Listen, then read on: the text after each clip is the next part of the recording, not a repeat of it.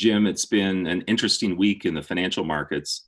We saw a decline this week in most of the major indexes. We're on the verge of an election, but at the same time, we've seen some significant positive numbers around the economy. When you look at the mixing bowl of all of these events, what are you seeing and looking for? In addition to those two things, I always start with the COVID too. You've seen cases across Europe and other places have increased, and some European countries, namely the UK and Germany, have increased restrictions and lockdowns, and that also is causing some of the volatility in markets this week. The elections, if we move on to that, most polls would say that the outcome is clear for next week. I'm not quite as convinced, and I don't think markets are as convinced that we know exactly what's going to happen next week. And that's also causing some of the consternation.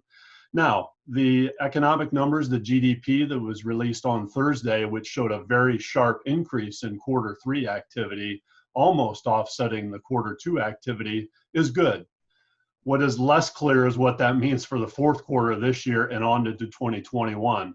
You throw all of these three components in, and that's what's causing some turmoil in markets this week.